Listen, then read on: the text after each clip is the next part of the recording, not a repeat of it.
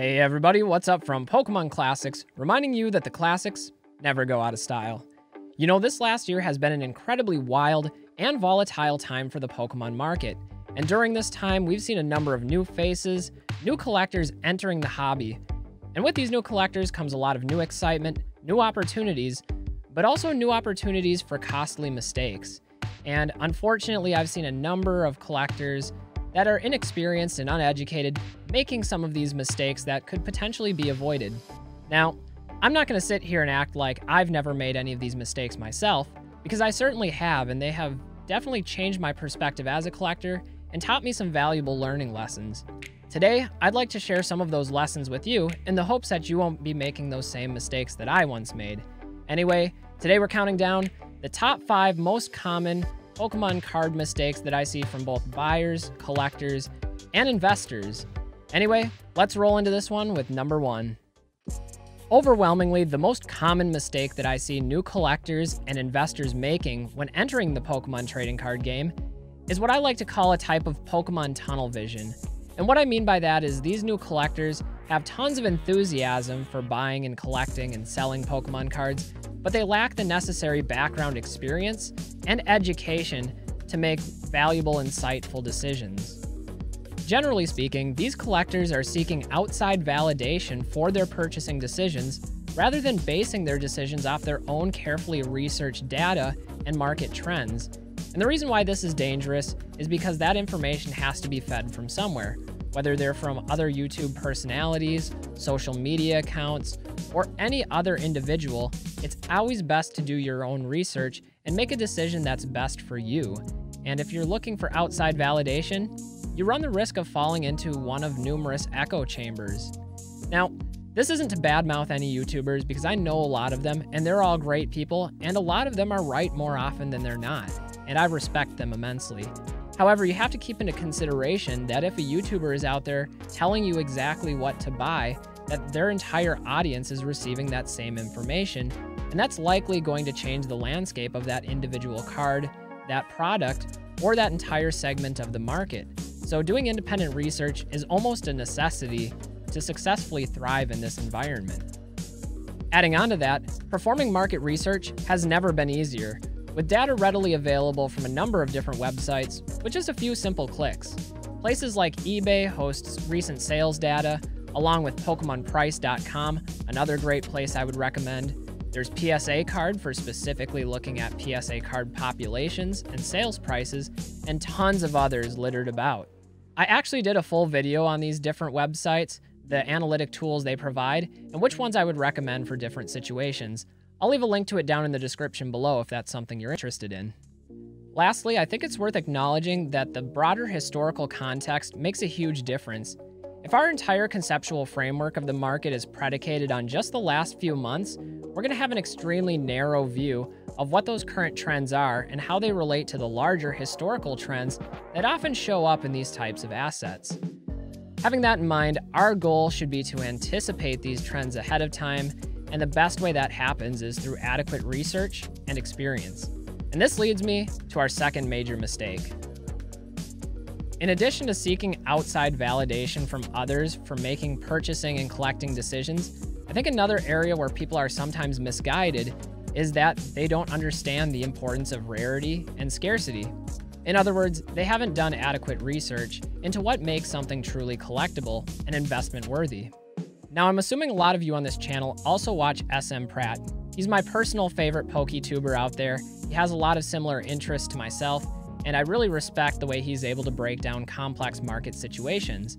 And one of the things that he's constantly saying on his channel is the older, the rarer, the minter, the better. It's a very simple mantra, but it holds true in most situations. Unfortunately, a lot of new collectors will shoot first and ask questions later, not fully understanding the rationale, differentiating why one item might be a good collectible investment in the long run and why others might not. And this is really a matter of scarcity and rarity. What I'm talking about there is the release circumstances around a card. How many were in production? What's the pull rate of those cards? What's the existing population on the market? And the fewer of those that are available is definitely going to impact the value of those cards especially in a changing and growing market where more and more collectors have been added to the consumer base with more and more discretionary income over time. If you're looking at the wrong cards and investing in the wrong things, those aren't going to see the same level of growth as the items that are truly rare, the cards that are truly scarce. And those are the ones that I personally target. At least that's what I like to collect.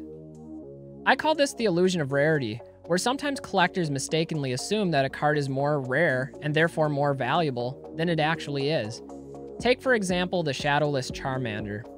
Now, it's true that Charmander is a popular Pokemon. It's one of the starters. And it's also true that Shadowless cards are inherently rarer or have less production than their unlimited counterparts. However, what a lot of people wouldn't realize is that Shadowless Charmander was not just released in packs, but also released in several different theme decks. Breaking down the numbers, there are 5 common cards per booster pack, making 180 common cards per booster box. If the distribution is 100% even, that would make about 5.625 Charmanders per box. Now, what a lot of people don't realize, though, is that in the starter theme deck, that came with 4 additional Charmanders for every deck produced. In addition to that, there's also the Brushfire theme deck, which also came with Charmanders. So the Shadowless Charmander is actually significantly more saturated than a lot of other Shadowless cards out there in distribution. These are the small things that only come with research and experience in the Pokemon market. So that's one thing to watch out for, is to do your research. Research is imperative.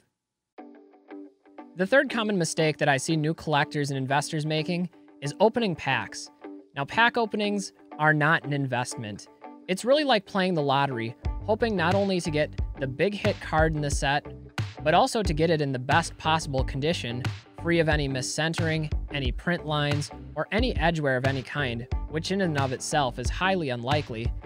But in addition to that, it's also putting the trust and faith into an independent grading service like PSA, BGS, or CGC to give it that top tier grade. If all of those conditions are met, sure, you might have made some money, but it's highly improbable.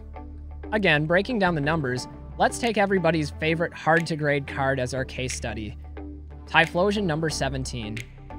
Now, your chances of pulling and grading a PSA 10 Typhlosion are so unlikely that it's not worth even thinking about. We're talking about lightning striking here. If there's 1 holo for every 3 packs, that's only a 1 in 3rd chance of even pulling a holo. And with 19 holographic cards available in Neo Genesis, that means your chance of pulling the Typhlosion to begin with is 1 in 57 packs.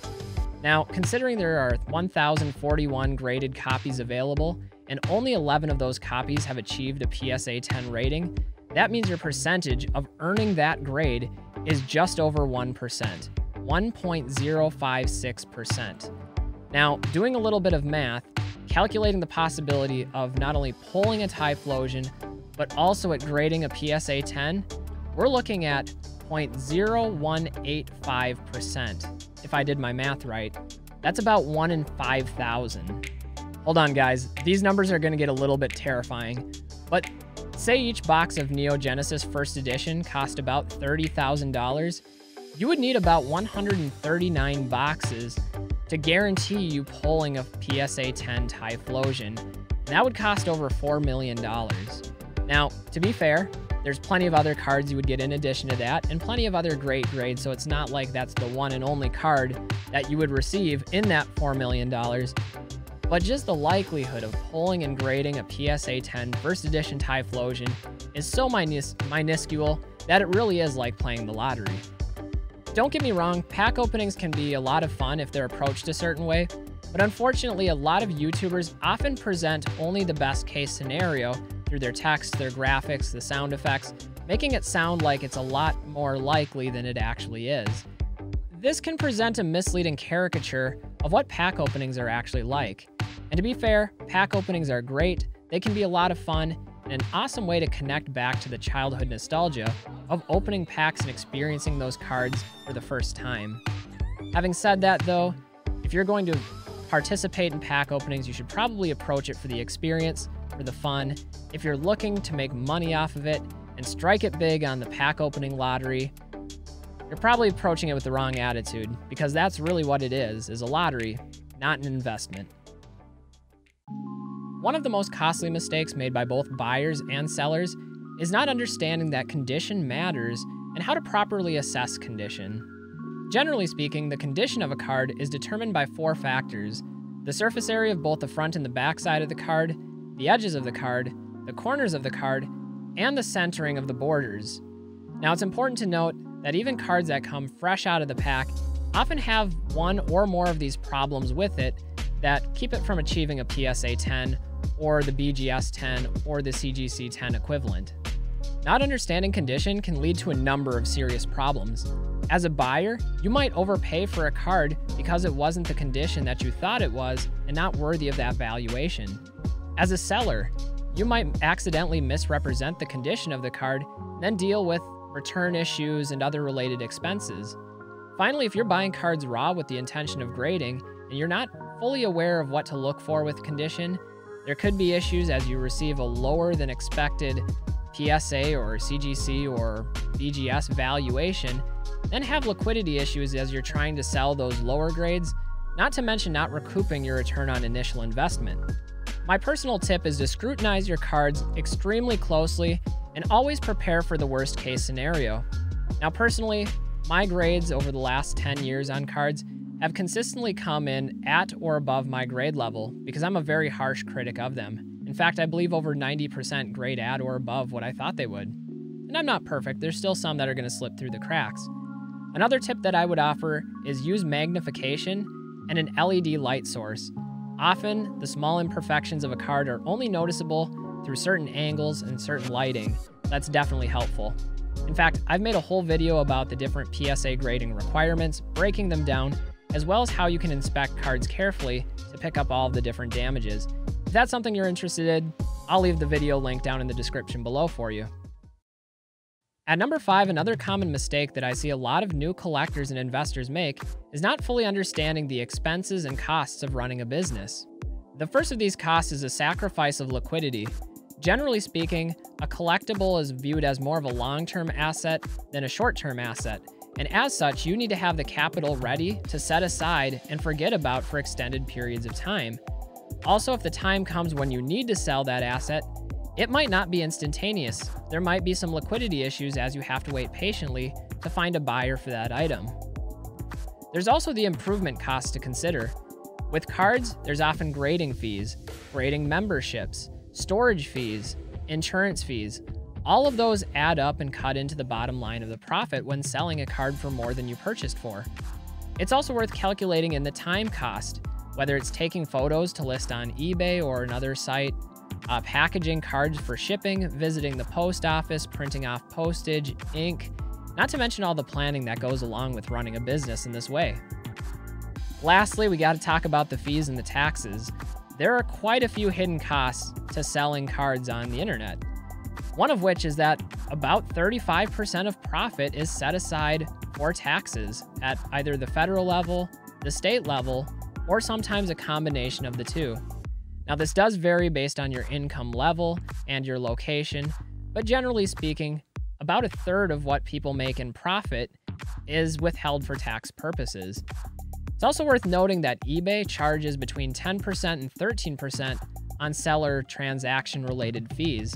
These fees can add up relatively quickly, and again, it's something that a lot of people don't realize until they actually receive that experience from selling.